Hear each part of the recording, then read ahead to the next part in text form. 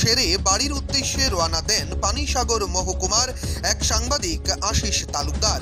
বাড়ির সামনে যেতেই স্থানীয় কিছু অসাধু ব্যবসায়ীরা আক্রমণ চালায় তার উপর। প্রথমে মারধর করে তাকে মাটিতে ফেলে দেয়া হয়, পরবর্তীতে ধারালো অস্ত্র দিয়ে আঘাত করা হয় তাকে। ঘটনাস্থলেই মাটিতে লুটিয়ে পড়েন সেই সাংবাদিক। স্থানীয়রা তার চিৎকার শুনে ঘটনাস্থলে ছুটে আসেন এবং তাকে উদ্ধার করে পানিসাগর মহকুমা হাসপাতালে প্রেরণ করেন। পরবর্তীতে ঘটনাস্থলে পৌঁছয় পানিসাগর থানার বিশাল পুলিশ এবং টিএসআর বাহিনী। ঘটনার বিস্তারিত জেনে তারা তদন্ত শুরু করে।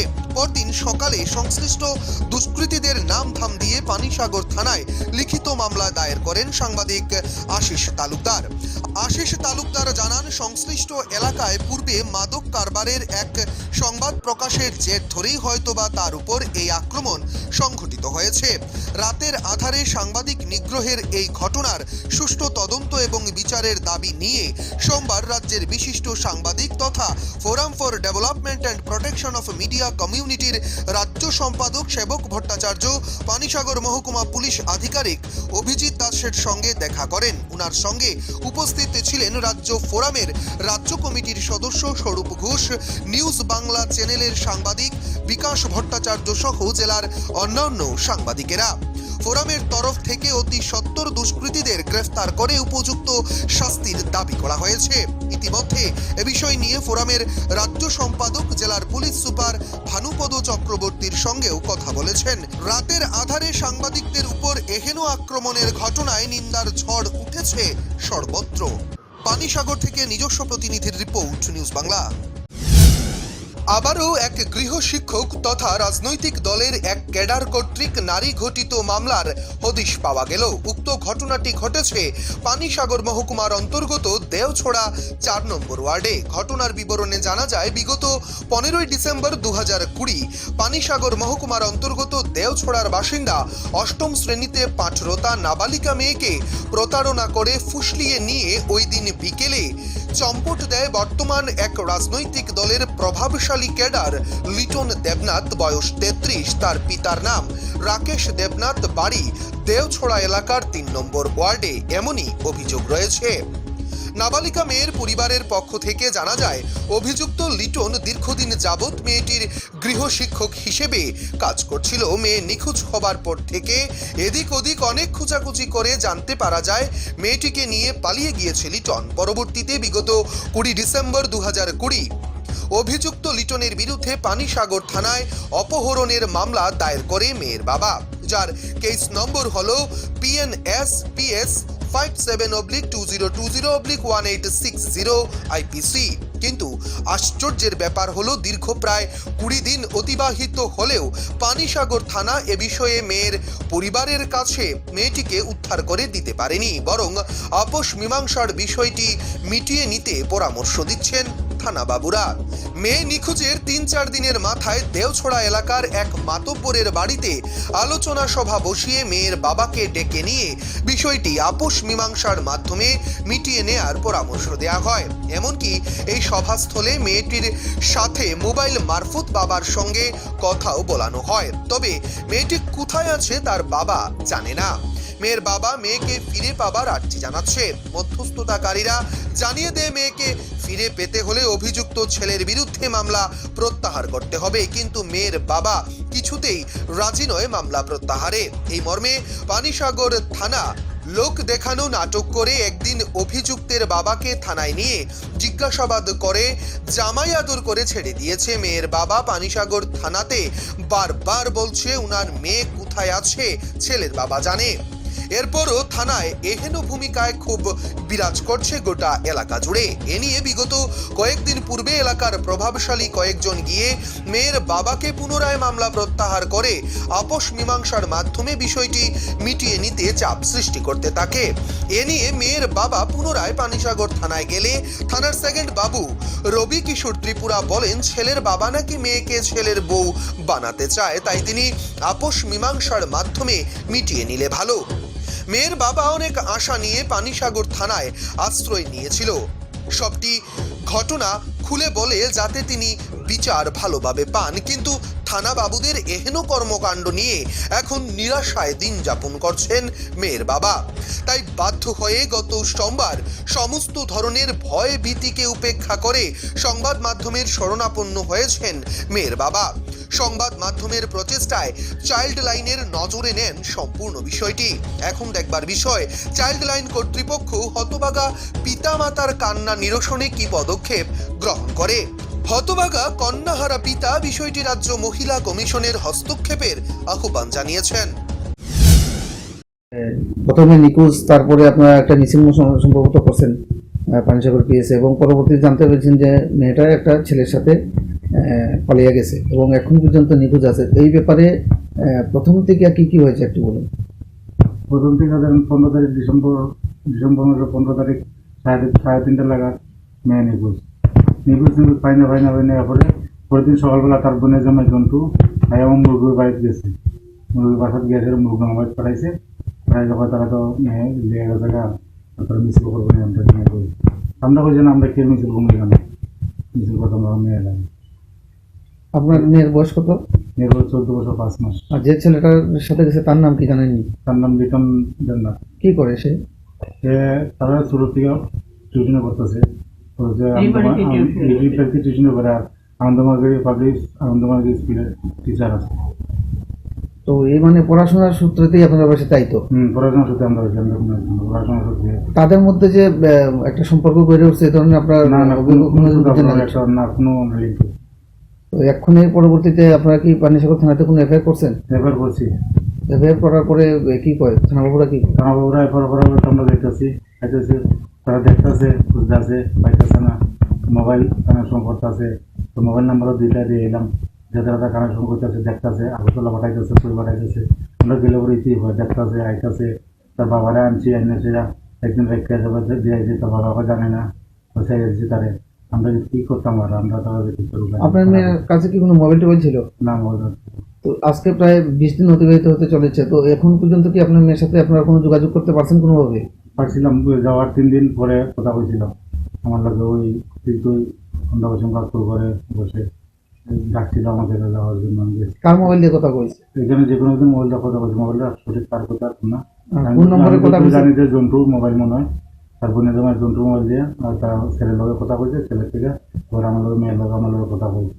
আমি মেয়ের লোক কোনো কথা বললাম, বুঝলাম প্রায় না সেও সময় দিয়ে শিখে কথা বললাম যে তারপরে আমি জিজ্ঞেস তোর আটকে রাখছি নি কেউ? হ্যাঁ আমি বই তোরা আইতে দেন না, না আইতে দেন না, তো ওখানে আমি নিজের চাইছি শিখাইতেছে। তাদের ছেলের বাড়ির অভিভাবক থেকে কেউ কি আইসলো আপনার বাড়িতে মিছিল বা এই ধরনের মীমাংসা করার লিগে? মীমাংসা করতে তো কালকে আইছিল কয়েকজন, কালকে 4-5 জন আইছিল। আমি বলছিলাম মিছিল করলাম, তারপরে আপনি আমরা গেলাম, আমরা বলছি ঠিক আছে তোমার মেয়ে আইনা দেও, আমরা পরবর্তী আইনা দেবো না। তখন তো তারা আইনা দিতে সকালে একজনের খবর পাঠিল, ওই তাই ইয়া করলো যে আইনা দেওয়ার কথা করলাম। আমরা সে বলছে যে আবার গিয়ে তারা বুঝাও যে মেয়েটা মীমাংসা করবো নি, এটা করবো সেটা না। আমরা বলছি না আর সম্ভব না, পর্যন্ত আছে 20 দিন যাবত, 14 দিন যাবত পাইতেছি না হয়ে যাবে।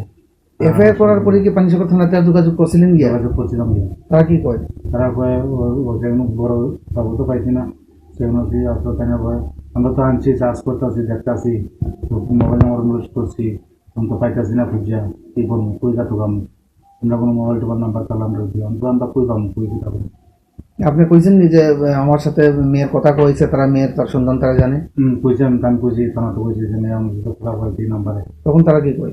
তারা কয় আচ্ছা ঠিক আছে, নাম্বারটা দিয়ে দিই। নাম্বারটা দিয়ে দিয়েছেন থানা, 2-3টা নাম্বার দেওয়া আছে থানা, মোবাইল নাম্বার। এখন পর্যন্ত থানা কোনো অ্যাকশন নিতেছে না না? এখন তো কোনো আমি। এখন আপনারা মেয়ের অভিভাবক হিসেবে আপনারা কি চান? মেয়েকে আপনারা ফিরে আনতে চান নাকি? মেয়ে ফিরে আনতে চান। এই ব্যাপারটা তারা নলেজে দিচ্ছেন? তারা নলেজ দিছি, আজকে দিছি, কালকে দিছি, আজকে প্রতিদিন যাবো তারাই জিজ্ঞেস যে আমরা মেয়ে লাগে তারা ওকে দিব দিচ্ছি করতে করতে আজকে প্রতিদিন যাবো। এখন আপনারা কি চান?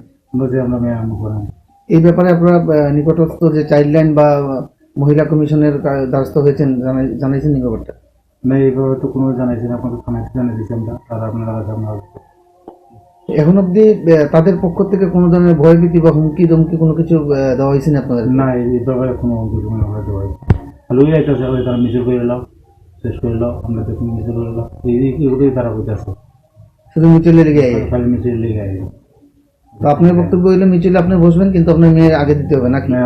মেয়ে আগে নিল তখন মেয়ে এসে আগে তারা আজকে আইব কালকে আইব করতে পারবো জগৎ করে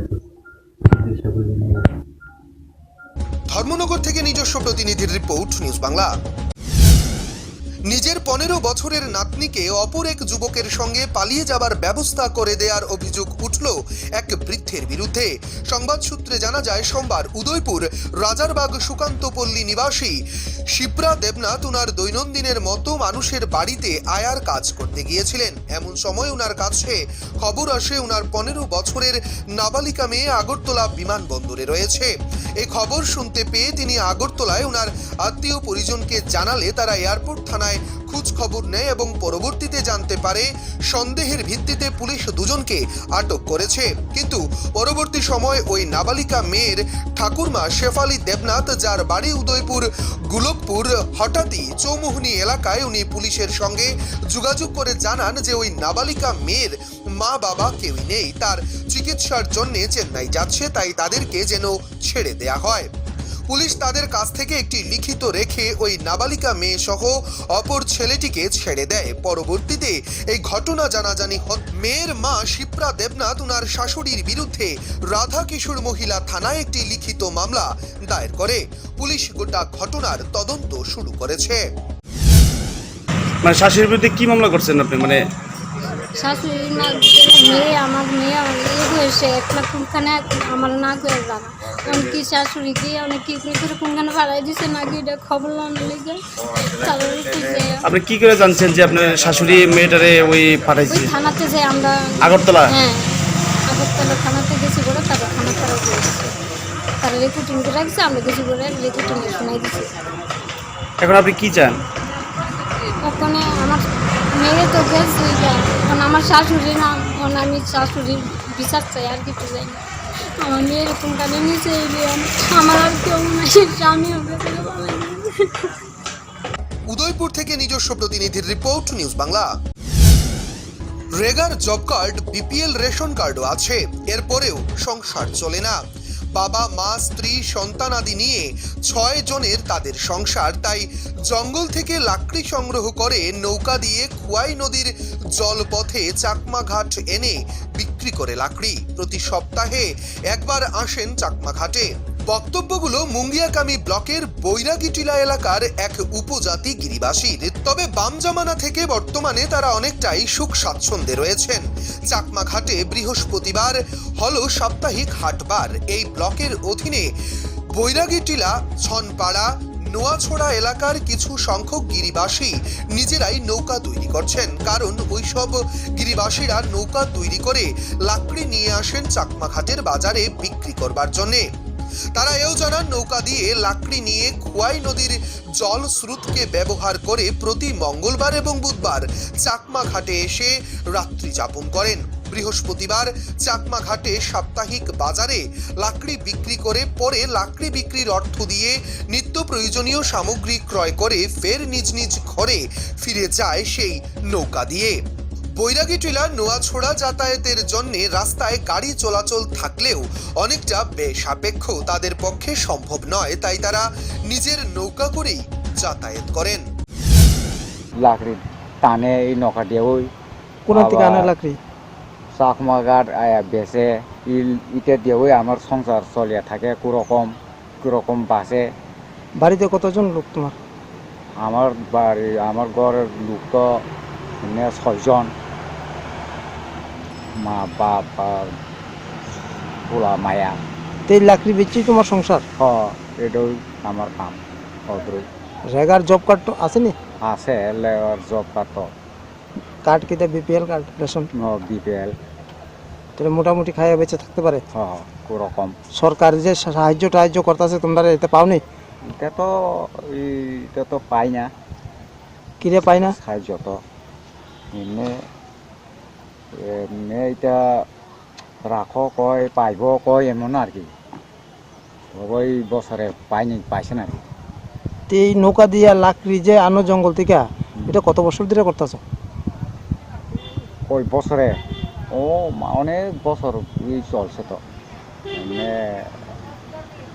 হইতে গেলে 10-15 বছর এমন হইছে। লাকড়ি বিক্রি করে চলে সংসার? লাকড়ি কই থেকে আনেন? জঙ্গল থেকে? জঙ্গল থেকে খরচ তার কিছু কয় না? কয় শুকনা কাটো লাগে পরিষ্কার তো কয়তে নাকি রে। কি নাম আপনার? হুম কি নাম? অনিল দেববর্মা। অনিল দেব বর্মা। তো এইভাবে আপনারা নৌকা দিয়ে যাইতে লাকড়ি নিয়ে আয়েন, বিক্রি করেন, বিক্রি করে আবার বাজার নিয়ে যান, তো কষ্ট হয় না? কষ্ট হয় এটা কয়টা খাওন তো লাগে তো। তেলিয়ামুড়া থেকে নিজস্ব প্রতিনিধির রিপোর্ট, নিউজ বাংলা।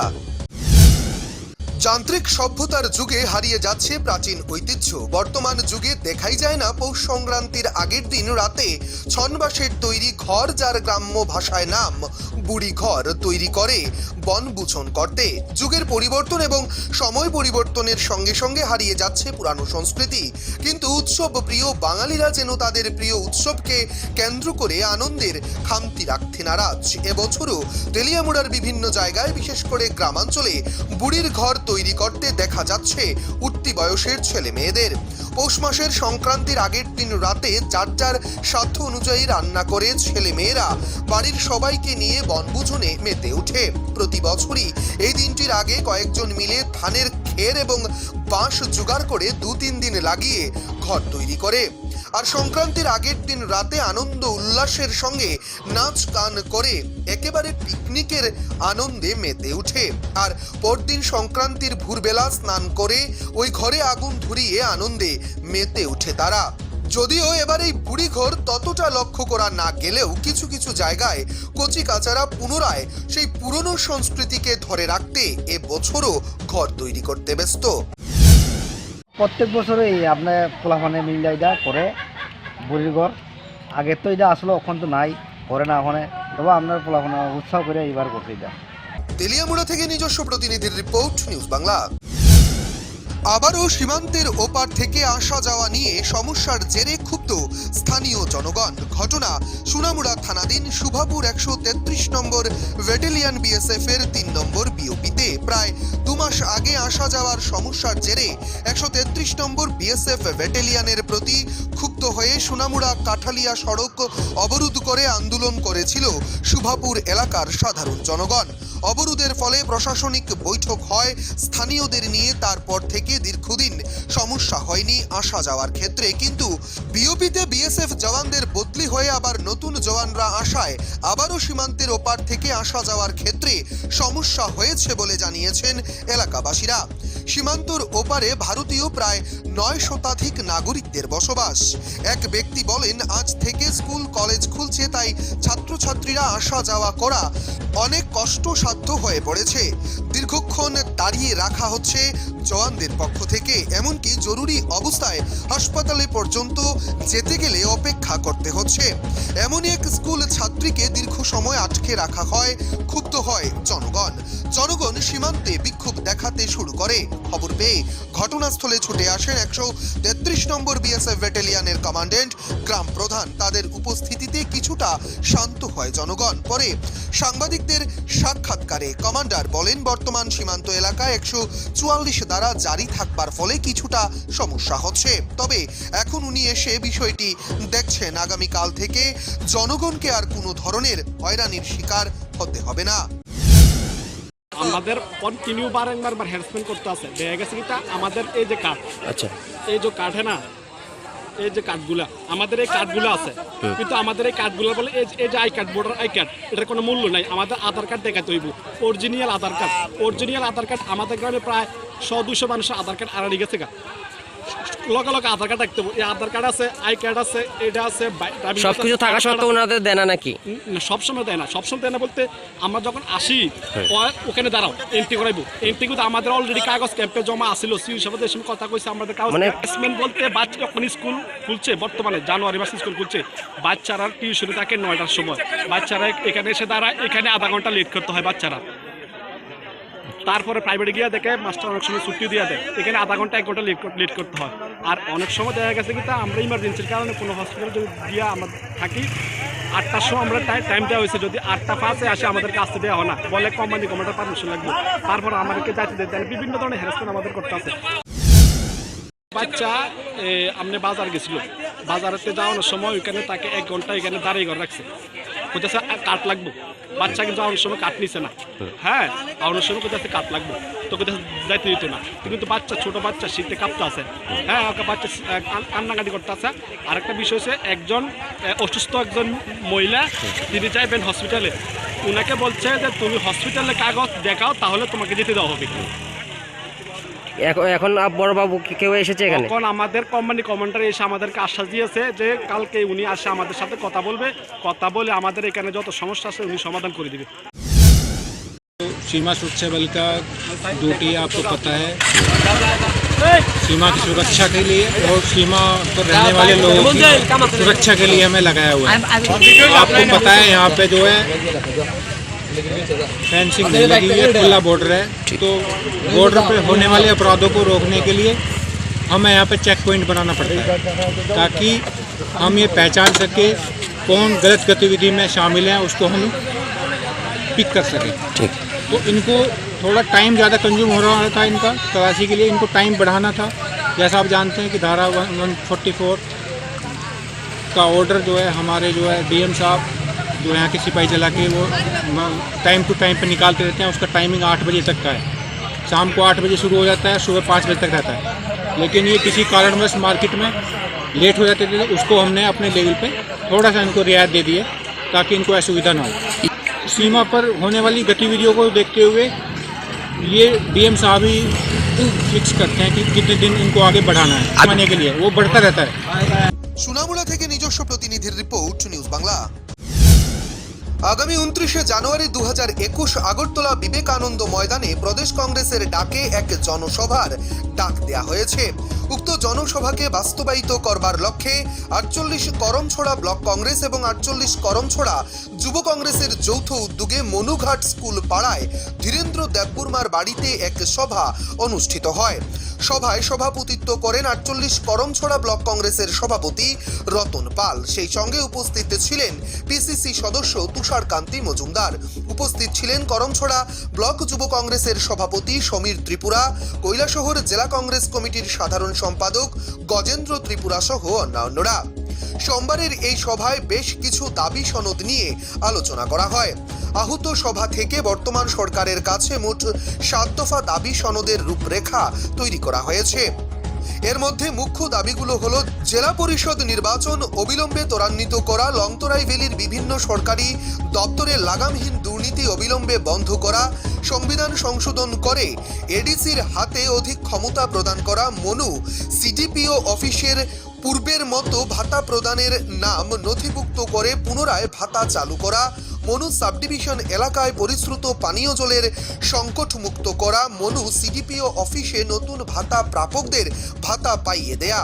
এই সমস্ত জরুরিকালীন দাবি সনদ নিয়ে আগামী জমায়েতে বর্তমান সরকারের কাছে তাদের এই দাবিগুলো তুলে ধরা হবে। আজকে 48 করমছড়া বিধানসভার অন্তর্গত বিভিন্ন দুর্নীতি নিয়ে আজকে সাংবাদিকদের সম্মুখে হয়ে আমি কিছু বলি।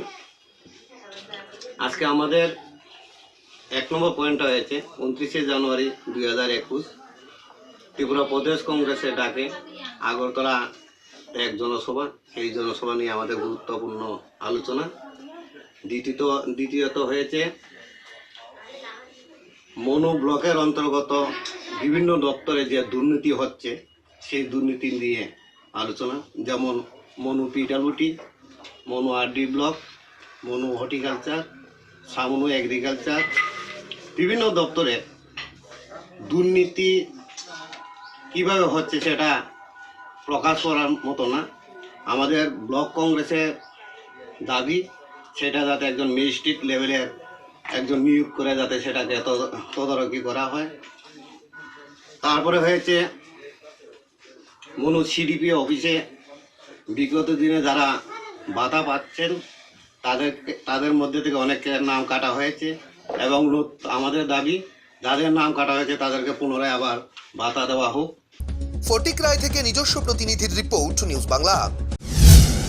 কমলাসাগর বিধানসভার সিপিআইএম এর ডাকে কৃষক আন্দোলনকে সংহতি জানিয়ে এক সভা অনুষ্ঠিত হয় মধুপুর বাজারের গ্রামীণ ব্যাংকের সামনে। সভা অনুষ্ঠান প্রাঙ্গণে পুলিশের ব্যারিকেড ছিল লক্ষণীয়। পুলিশের ব্যারিকেডের মাধ্যমে দুপুর 2টো থেকে সভা শুরু হয়। যদিও সেই সভায় সিপিআইএম কর্মী সমর্থকদের উপস্থিতিও ছিল লক্ষণীয়। সিপিআইএম এর কর্মী সমর্থকদের মধ্যে ছিল উৎসাহ উদ্দীপনা।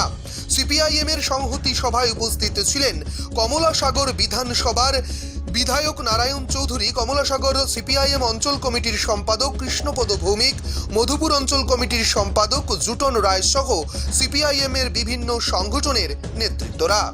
কমলাসাগর থেকে নিজস্ব প্রতিনিধির রিপোর্ট, নিউজ বাংলা।